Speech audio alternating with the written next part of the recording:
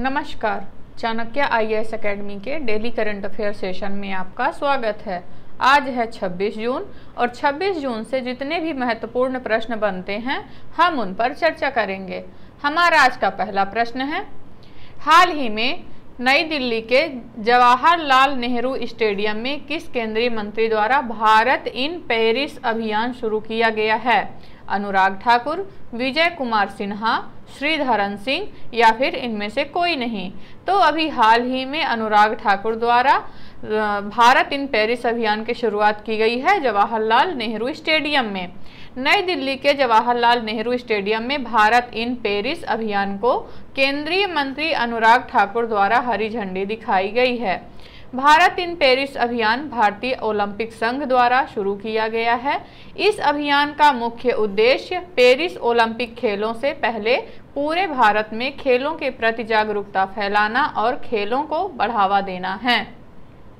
हमारा आज का अगला प्रश्न देखेंगे, हाल ही में किसने अपने लघु कथा संग्रह कौटुक ऐप के लिए हिंदी भाषा श्रेणी में बाल साहित्य पुरस्कार जीता है? एकनाथ अहवाड, विशाखा विश्वनाथ, सूर्यनाथ सिंह या फिर सुधा मूर्ति। तो भी हाल ही में सूर्यनाथ सिंह ने बाल साहित्य पुरस्कार जीता है। सूर्यनाथ सिंह ने अपने लघु कहानियों के संग्रह कौटुक ऐप के लिए हिंदी भाषा श्रेणी में बाल साहित्य पुरस्कार जीता। इसी दौरान एकनाथ अवार्ड ने अपनी छंद देई आनंद के लिए मराठी भाषा श्रेणी में बाल साहित्य पुरस्कार जीता है। विशाखा विश्वनाथ को भी स्वता विरुद्ध उमे करताना के लिए युवा पुरस्कार मिला है। सुधा मूर्ति को उनके कहानियों के संग्रह grand parents bag of stories के लिए बाल साहित्य पुरस्कार से सम्मानित किया गया है। हमारा आज का अगला प्रश्न देखेंगे, हाल ही में फेस ऑथेंटिकेशन फीचर के साथ पीएम किसान मोबाइल ऐप किसके द्वारा लॉन्च किया गया है? नरेंद्र सिंह तोमर, नितिन गडकरी, प्रभाकर शिंदे या फिर विजय कुमार। तो अभी हाल ही में नरेंद्र सिंह तोमर द्वारा पीएम किसान मोबाइल ऐप लॉन्च किया गया है। केंद्रीय कृषि मंत्री नरेंद्र सिंह तोमर द्वारा फेस ऑथेंटिकेशन फीचर के साथ पीएम किसान मोबाइल ऐप लॉन्च किया गया है। फेस ऑथेंटिकेशन की सुविधा की मदद से कोई भी किसान दूर दराज घर बैठे भी आसानी से बिना ओटीपी या फिंगरप्रिंट के ही फेस स्कैनर के माध्यम से ई-केवाईसी को पूरा करा सकता है। पीएम किसान दुनिया की सबसे बड़ी डीबीटी योजनाओं में एक है। इसके तहत किसानों को 6,000 रुपये सालाना राशि 3 किस्तों में सीधे हस्तांतरित की जाती है। हमारा अगला प्रश्न देखेंगे, हाल ही में BRICS chamber of commerce and industries द्वारा महिला मंडल का अध्यक्ष किसे नियुक्त किया गया है? साक्षी मलिक, रिया भारद्वाज, स्मृति मंधाना या रूबी सिन्हा। तो अभी हाल ही में रूबी सिन्हा को BRICS chamber of commerce and industries का महिला मंडल का अध्यक्ष नियुक्त किया गया है। C8 वर्ट की संस्थापक रूबी सिन्हा को 3 साल के लिए BRICS chamber of commerce and industry महिला समूह का अध्यक्ष नियुक्त किया गया है। BRICS chamber of commerce and industries एक गैर लाभकारी और गैर सरकारी संगठन है। यह नीति आयोग के साथ सूचीबद्ध है। BRICS chambers of commerce and industry की स्थापना 2012 में की गई थी। हमारा अगला प्रश्न देखेंगे, हाल ही में किसने स्टार्टअप इकोसिस्टम को बढ़ावा देने हेतु Arunachal Pradesh innovation and investment park के साथ एक समझौता ज्ञापन पर हस्ताक्षर किए हैं? फोन पे, गूगल पे, पेटीएम या रेजर पे। तो अभी हाल ही में पेटीएम ने अरुणाचल प्रदेश के साथ एक समझौते ज्ञापन पर हस्ताक्षर किए हैं।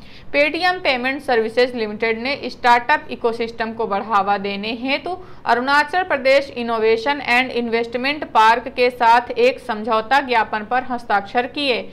इस साझेदारी का मुख्य उद्देश्य उद्यमशीलता को बढ़ावा देना और विकास के शुरुआती चरणों के दौरान युवा व्यावसायिक उद्यमों को प्रोत्साहित करना है।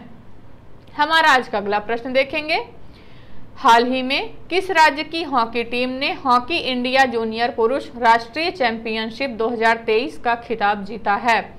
उत्तर प्रदेश, मध्य प्रदेश, हरियाणा या फिर कर्नाटक। तो अभी हाल ही में मध्य प्रदेश की हॉकी इंडिया टीम ने हॉकी इंडिया जूनियर पुरुष राष्ट्रीय चैंपियनशिप 2023 का खिताब जीता है। मध्य प्रदेश राज्य की हॉकी टीम ने बिरसा मुंडा हॉकी स्टेडियम में फाइनल हॉकी में चंडीगढ़ को हराकर 13वीं हॉकी इंडिया जूनियर पुरुष राष्ट्रीय चैंपियनशिप 2023 जीती है। वहीं इस टूर्नामेंट में हरियाणा की टीम ने प्रतियोगिता में तीसरा स्थान हासिल किया है। हमारा आज का अगला प्रश्न देखेंगे। हाल ही में विश्व हाइड्रोग्राफी दिवस 2023 कब मनाया गया है? 21 जून, 24 जून, 22 जून या फिर 25 जून। तो हर वर्ष 21 जून को विश्व हाइड्रोग्राफी दिवस मनाया जाता है। प्रतिवर्ष 21 जून को विश्व हाइड्रोग्राफी दिवस मनाया जाता है। सुरक्षित नेविगेशन सुनिश्चित करने, अस्थायी समुद्री विकास को बढ़ावा देने और भारत सरकार के नीली अर्थव्यवस्था के उद्देश्यों का समर्थन करने में हाइड्रोग्राफी द्वारा निभाई गई महत्वपूर्ण भूमिका की समझ और मान्यता बढ़ाने के लिए डिजाइन किया गया था, जिसमें हमारे महासागरों और तटीय क्षेत्रों की सुरक्षा शामिल है। विश्व हाइड्रोग्राफी दिवस 2023 की थीम है hydrography underpinning the digital twin of the ocean. हमारा आज का अगला प्रश्न देखेंगे। हाल ही में बाल साहित्य के लिए साहित्य अकादमी पुरस्कार 2023 किसे मिला? जूही सिंह, प्रिया एएस, श्रुति जायसवाल या फिर प्रियांशी राज। तो अभी हाल ही में प्रिया एएस को साहित्य अकादमी पुरस्कार 2023 दिया गया है। भारतीय लेखिका प्रिया एएस को प्रतिष्ठित साहित्य अकादमी बाल साहित्य पुरस्कार 2023 नामित किया गया है। उन्हें मलयालम में बच्चों के साहित्य के लिए उनके 2018 के उपन्यास पेरू माझायथे कुंजिथालुकल के लिए सम्मानित किया गया था। उन्होंने 2020 में इसी उपन्यास के लिए बाल साहित्य के लिए केरल साहित्य अकादमी पुरस्कार भी जीता है। पुस्तक को पूर्णा बुक्स द्वारा सम्मान पोथी श्रृंखला में प्रदर्शित किया गया था। हमारा आज का अगला प्रश्न देखेंगे। हाल ही में मणिपाल टेक्नोलॉजीज ने बैंकिंग उत्पादों की पेशकश के लिए किस बैंक के साथ समझौता किया है? Kotak Mahindra bank, Punjab national bank, Indian bank या फिर केनरा बैंक। तो अभी हाल ही में मणिपाल टेक्नोलॉजी ने इंडियन बैंक के साथ एक समझौते ज्ञापन पर हस्ताक्षर किए हैं।